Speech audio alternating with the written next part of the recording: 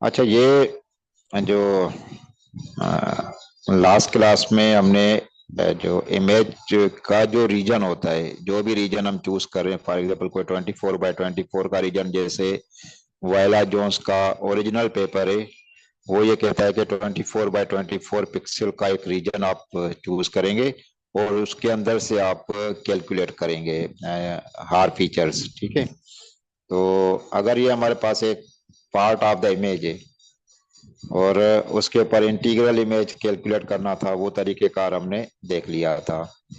तो इसमें कोई कंफ्यूजन है तो दोबारा पूछ सकते हैं, फिर हम आगे चलें कि इससे आगे के क्या स्टेप्स हैं।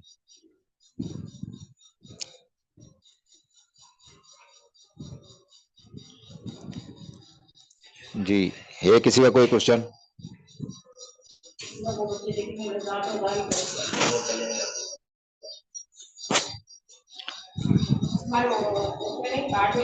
जी, कोई क्वेश्चन नहीं है। अच्छा, तो अब ये कि जब हम किसी 2D एरे के अंदर 2D एरे के अंदर जब हम किसी भी एरिया का कोई भी जो स्लाइस हम ले रहे हैं, उसके अंदर अगर हम जो वैल्यूज हैं, और अगर इंटीजर वैल्यूज हैं तो हम उसको सम कर सकते हैं। ये याद रखिएगा कि जब एरे के अंदर अगर हम सम करते हैं तो फिर हमें दो लूप चलाने पड़ते हैं। एक लूप जो होता है रो वाइज चल रहा होता है, और जो उसका इंटरनल लूप होता है वो कॉलम वाइज चल रहा होता है। तो रो वाइज आउटर होता है और जो कॉलम वाइज होता है वो इनर लूप होता है। और उसके बाद फिर हम क्या करते हैं कि एक सम का वेरिएबल डिक्लेयर कर देते हैं, और वो क्या कर देता है, हर एक लोकेशन को आइटरेट करता है, तो उसकी वैल्यू को वो ऐड करता जाता है सम के वैल्यू के अंदर। तो जब लूप हमारा टर्मिनेट हो जाता है तो फिर हमारे पास सम का जो भी रिजल्ट होता है वो हम प्रिंट कर सकते हैं। तो 2D जो टू या नेस्टेड लूप जो है हमारा 2D स्ट्रक्चर के लिए जरूरी होता है।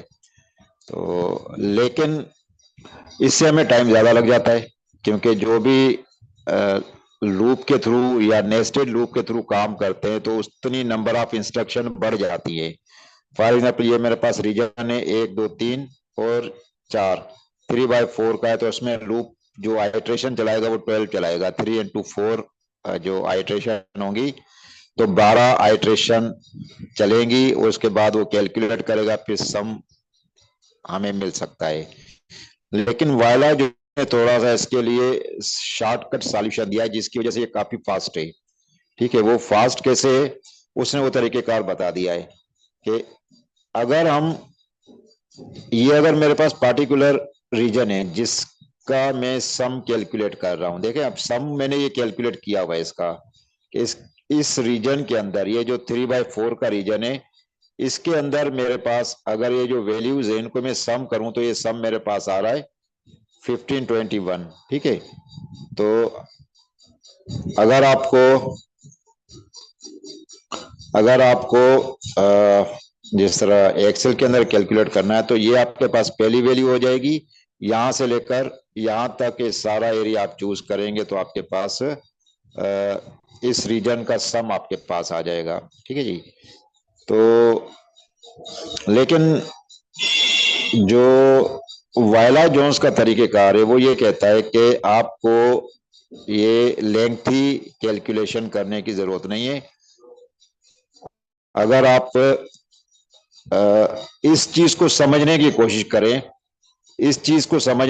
करें, तो इसकी कैलकुलेशन बहुत आसान हो जाएगी आपके लिए। फिर आपको ये 12 स्टेप करने की जरूरत नहीं पड़ेगी। टोटल 3 स्टेप, 3 कैलकुलेशन एक स्टेप के अंदर करेंगे। 3 कैलकुलेशन एक स्टेप में करेंगे तो जवाब वही मिलेगा आपको। ठीक है, जवाब वही आपको मिलेगा। तो अब उसका तरीकेकार क्या है, सिर्फ इसको समझने की कोशिश कीजिएगा, फिर मैं आपको तरीका बताता हूं। ये वाली जो वैल्यू है जिसको मैं हाईलाइट कर रहा हूं, ये बेसिकली वैल्यू बनी कहां से,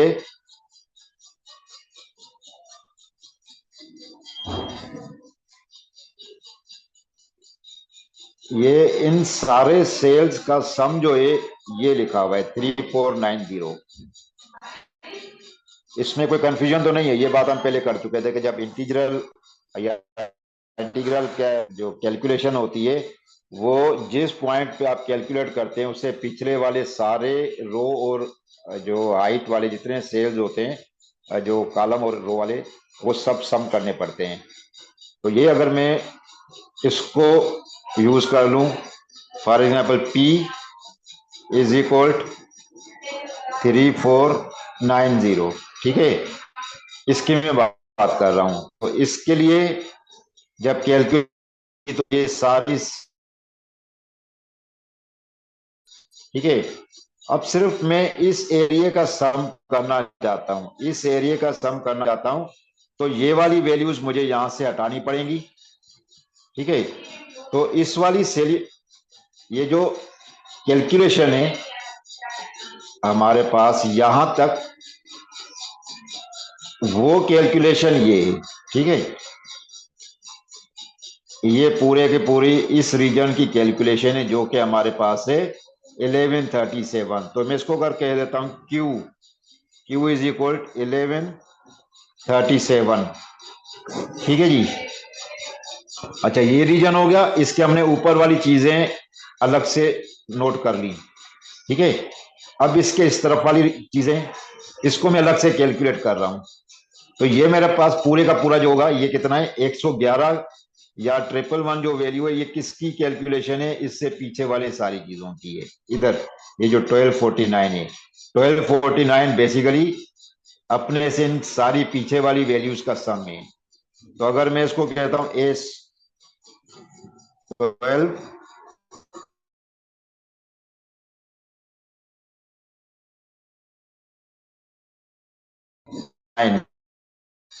एक चीज जब ये हमने किया था तो भी इसके अंदर ये वाली वैल्यू शामिल थी, ये वाली चीजें इसके अंदर भी शामिल थी हमारी, ठीक है। इसको मैं अलग से हाईलाइट कर देता हूं ताकि आपको याद रहे, ठीक है जी। ये वाली चीजें, उसके बाद जब हमने ये वाला रीजन चूज किया था तो भी इसके अंदर ये 4 सेल शामिल हो रहे थे। तो 4 सेल चाहे हम वर्टिकल चूज करें या हम इसको हॉरिजॉन्टल चूज करें, तो भी ये 4 सेल इसमें पार्टिसिपेट कर रहे हैं। तो इन सेल्स को अगर मैं सब्ट्रैक्ट करूं या इसको मैं अलग से इसकी कैलकुलेशन कर लूं, तो इन 4 सेल्स का जो जवाब था वो कितना था, 417। इसको अगर मैं कहूं P Q R, P Q S, P Q R, इसको आर कर देते हैं, इसको एस कर देते हैं तरतीब से। तो इसकी वैल्यू है 417, ठीक है। तो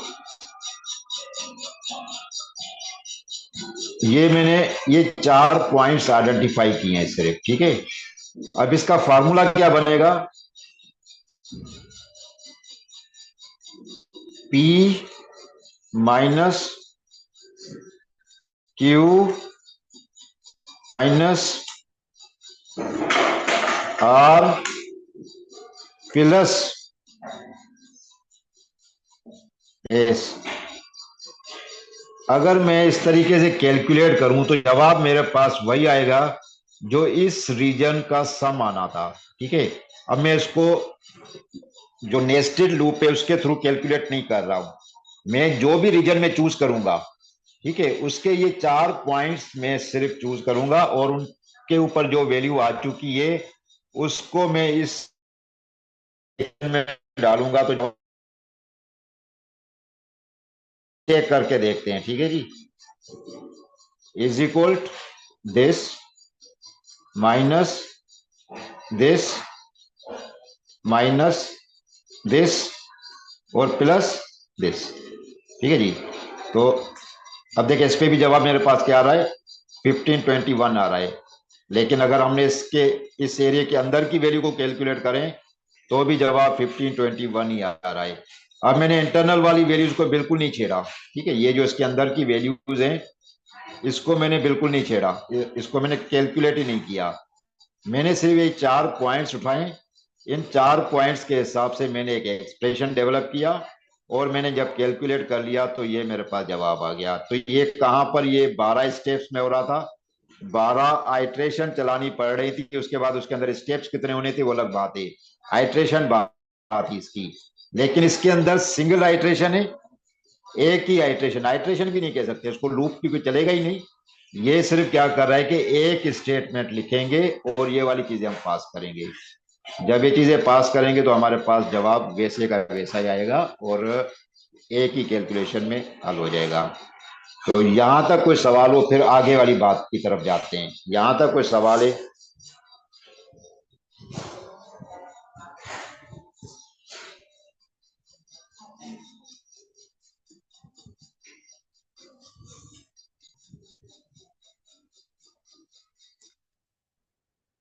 अच्छा, तो जो वायला जोन्स है वो ये फिल्टर्स यूज करता है। ये फिल्टर वैसे नहीं है कि हम इसको कहें कि इसके अंदर कोई वैल्यूज गिवन है, जैसा कर्नल हम देखते हैं कि कर्नल के अंदर जो भी साइज होता है 3x3 का या 5x5 का, उसके अंदर कुछ वैल्यूज दी हुई होती हैं।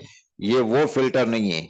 आप सिर्फ समझने की कोशिश करें कि इसके अंदर अगर हमने एज डिटेक्ट करना है तो एज वो हॉरिजॉन्टल हो सकता है या फिर वर्टिकल हो सकता है। तो उसमें हमारे पास एक साइज की रेक्टेंगल विंडो होगी, रेक्टेंगल, स्क्वायर नहीं है, याद रखेगा, रेक्टेंगल विंडो। इसका साइज अभी मैं नहीं कह सकता हूं, आप इसको कह सकते हैं कि जी ये आर्बिट्रली साइज है, ठीक है, कोई भी साइज हो सकता है इसका। तो एक इसका जो रीजन होगा व्हाइट होगा, एक रीजन होगा ब्लैक होगा। एक विंडो के अंदर की बात कर रहा हूं। इसका मकसद क्या है कि ये जो एक रेक्टेंगल होगा, ये अगर 4x6 का है, अगर 4x6 का है, फॉर एग्जाम्पल मैं इसको यूं लिख देता हूं कि इसके अंदर रोज जो है वो है 4 और कॉलम जो है वो है 6। रेक्टेंगल ऐसे ही बनता है, ठीक है जी। इसको ये 6 थोड़ा अच्छा नहीं लिखा, इसको मैं दोबारा लिखने की कोशिश करता हूं। तो अगर ये मेरे पास 6 है, ठीक है, तो इसका मकसद क्या है कि ये जो ऊपर वाला है इसमें भी 2 रो हैं और नीचे वाले में भी 2 रो हैं, ठीक है। तो इसके अंदर भी 6 कॉलम है और इसके अंदर भी 6 कॉलम है। इसमें कोई कंफ्यूजन है? जो ब्लैक रीजन है वो भी 2,6 होगा और जो व्हाइट रीजन है वो भी 2,6 होगा जी। यहां तो कोई ओके, ये चीज मैं बात कर रहा हूं कि ये चीज नहीं समझ आ रही। अगर मेरे पास जो रेक्टेंगल है उसका साइज है 4x6, तो उसका एक जो व्हाइट रीजन होगा वो 2,6 होगा और जो डार्कर या ब्लैक रीजन है वो भी 2,6 ही होगा। इसी तरीके से ये वाला जो है मेरे पास, इसका जो अगर यही डायमेंशन है इसकी 4x6 है, तो अब मेरे पास क्या हो जाएगा, जो 4,2 जो पहले वाले 2 हैं, ठीक है, रोज इसमें चारों चारों ही हैं, रोज चारों ही हैं इसके अंदर, लेकिन सिर्फ 2 कॉलम है यहाँ पर। इसी तरीके से रोज इसमें भी 4 हैं लेकिन कॉलम 2 हैं इसके, ठीक है। तो उनके इंडेक्सेस अलग अलग हो जाएंगे, लेकिन इसके अंदर 4 रोज हैं और इसके अंदर 2 कॉलम है। इसके अंदर भी 4 रोज हैं, 2 कॉलम है। तो इस तरीके से एक विंडो को 2 इक्वल साइज में तोड़ेंगे तो ये हमारा एज फीचर या एज डिटेक्ट करने की सलाहियत रखता है, ठीक है।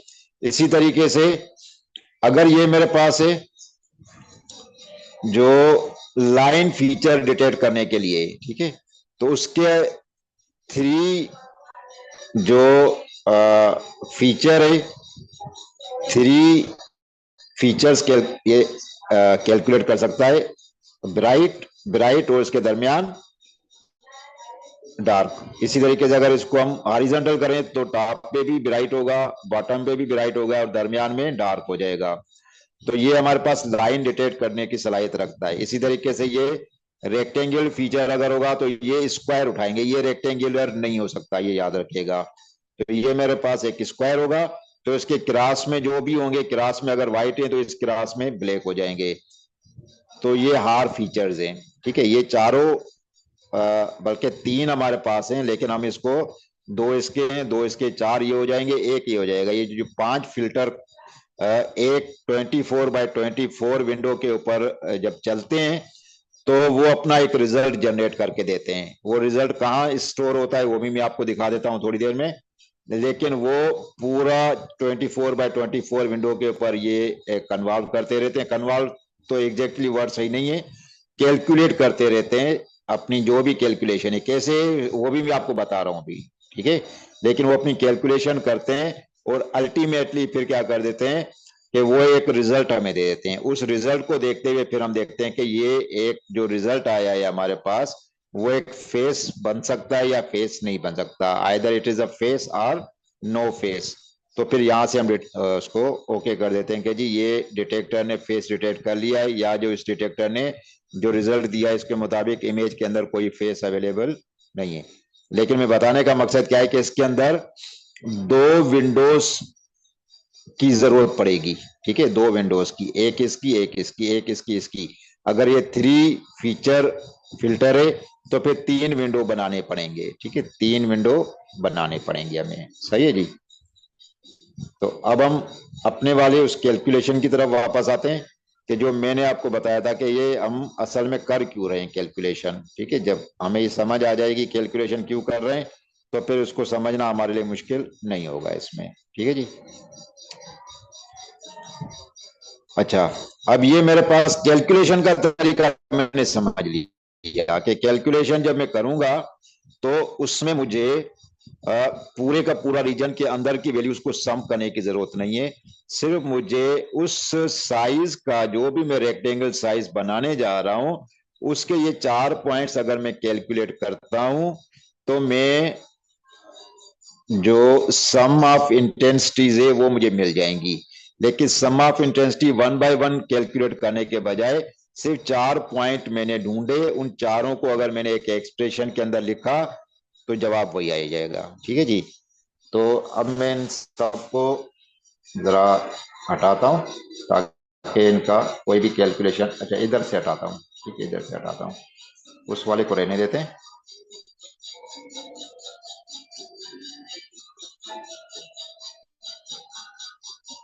अच्छा, अब अगर मैं एक विंडो ले रहा हूँ फॉर एग्जाम्पल, शुरू में जो कन्वॉल्व करेगी विंडो तो वो तो ऐसे होगी कि अगर ये मेरे पास 4x7 है, क्योंकि ये टोटल जो रोज है वो 7 है और जो कॉलम्स हैं वो फिर मैं 4 ले रहा हूँ।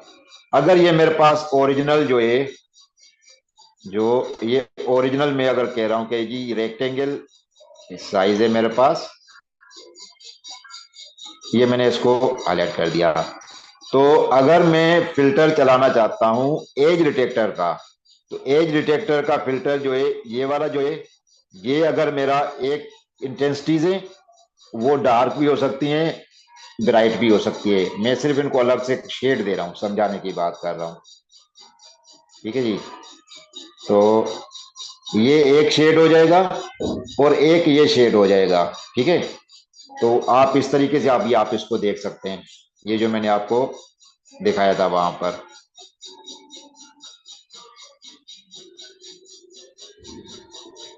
सॉरी,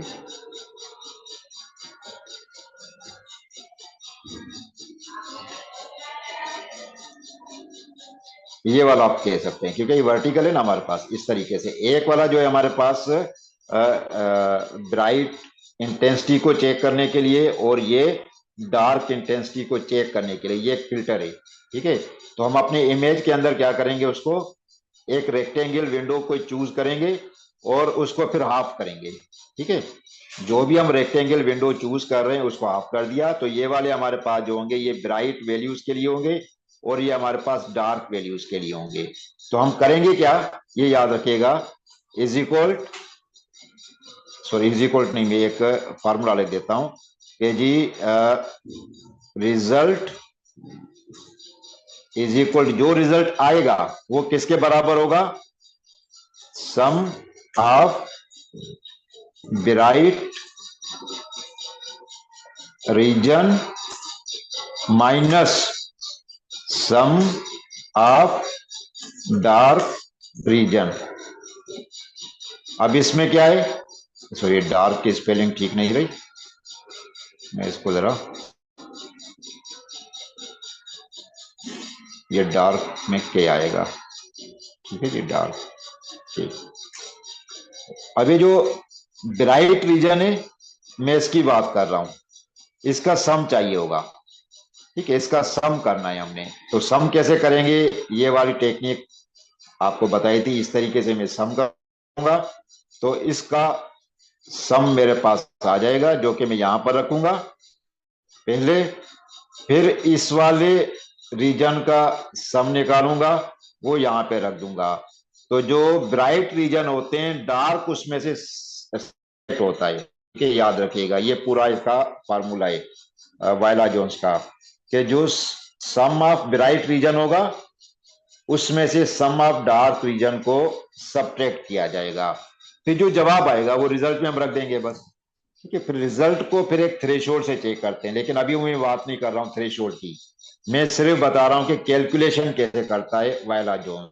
सबसे पहले वो जो फिल्टर है वो एक विंडो के ऊपर रखेगा, उसके ऊपर जो कलर कोड हुआ है वो अगर ब्राइट रीजन वाला है, अगर इस तरफ ये ब्राइट रीजन है इस वाली साइड्स के, तो ये ब्राइट रीजन इसको कहेगा, ठीक है, और ये हमारा डार्क रीजन हो जाएंगे।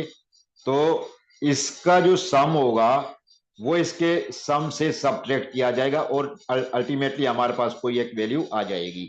इसी तरीके से ये विंडो फिर आगे कन्वॉल्व करेगी, आगे कन्वॉल्व कर रही है, फिर वहां पर कुछ कैलकुलेशन करेगा, तो इस तरीके से ये अपनी कैलकुलेशन करते जाता है।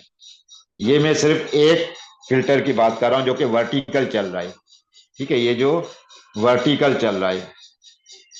इसी तरीके से ये फिर हॉरिजॉन्टल होगा, हॉरिजॉन्टल अपनी कैलकुलेशन करता हुआ नीचे तक आएगा, फिर ये वाला चलेगा, ठीक है। इस वाले का जो तरीके कार है वो कैसे होगा याद रखिएगा, मैं इसकी बात कर रहा हूं अभी, ठीक है, इस वाले की। इसमें दो ब्राइट रीजन है, दो ब्राइट रीजन का मतलब क्या है, ए और सी। ए और सी रीजन जो है ये ब्राइट है और जो बी रीजन है वो डार्क है। तो हम पहले क्या करेंगे, ए प्लस सी माइनस बी, ठीक है, ये याद रखिएगा, इसका तरीका ऐसे होता है। ये जो आपके पास थ्री फीचर जो फिल्टर है इसका वायला जोन्स का, उसमें जो व्हाइट रीजन है उन दोनों को पहले हम सम करेंगे और उसके बाद जो डार्कर रीजन है उसमें से सबट्रैक्ट करेंगे। तो यहाँ पर भी आपके पास एक वैल्यू आ जाएगी जिसे हम कहते हैं कि रिजल्ट आ रहा है इसका, ठीक है जी, वो रिजल्ट आपके पास आ जाएगा। तो इस तरीके से हम क्या करेंगे, पहला स्टेप जो है इसका वायला जोन्स में फेस डिटेक्शन का, कि जो इमेज है उसका रीजन चूज किया जाएगा 24x24, और उसके बाद ये वाले जो फिल्टर्स हैं ये हम उसके ऊपर अप्लाई करेंगे। अप्लाई करने का तरीकेकार क्या है कि जो आपके पास विंडो साइज उठाया है उसका हाफ जो नंबर ऑफ पिक्सल्स हैं वो आप ब्राइट रीजन के लिए अलग कर लें और हाफ जो पिक्सल्स हैं वो डार्क रीजन के लिए। तो इसका पहले सम करें इंटीग्रल के बाद, इंटीग्रल से पहले सम नहीं हो सकता, इंटीग्रल करेंगे तो उसके बाद की बात कर रहा हूं। तो जो ब्राइट रीजन का सम ले लें और डार्क रीजन का भी सम ले लें, तो ब्राइट में से डार्क को सबट्रैक्ट करना है, जो जवाब आ जाएगा वो आपका रिजल्ट है, ठीक है। इस तरीके से फिर ये वाला रन करें, फिर ये वाला रन करें, ये वाला रन करें, ये वाला रन करें। तो ये जब आप ये जो फिल्टर्स अप्लाई होते हैं, तो जो 24x24 का जो विंडो साइज है इसमें अबाउट 160K 1,60,000 फीचर्स हमें मिलते हैं, और वो सारे के सारे स्ट्रांग फीचर नहीं होते, उसमें बहुत सारे वीक फीचर्स होते हैं जिसको हमें रिमूव करना होता है, ताकि सिर्फ स्ट्रांग फीचर हमें मिल जाए और उसी से हम डिसाइड करें कि ये एक फेस है या नहीं है। तो ये थोड़ा सा आइडिया था वायला जोन्स का। यहां तक अभी कोई सवाल है तो आप पूछ सकते हैं। आप अपनी अटेंडेंस जल्दी जल्दी सबमिट कर दें ताकि फिर ये बंद हो जाएगा किसी भी टाइम, अटेंडेंस फौरन सबमिट कर दें आप।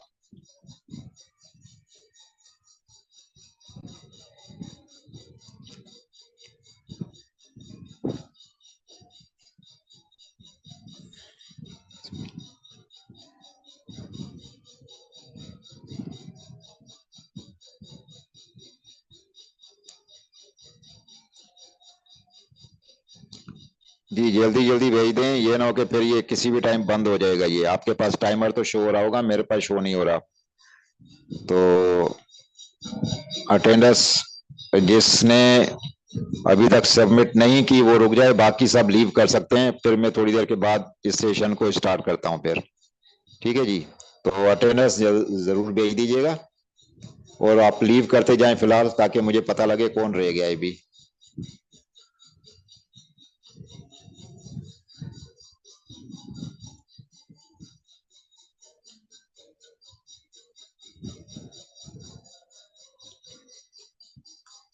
रेहाब अटेंडेंस सबमिट हो गई आपकी? रेहाब।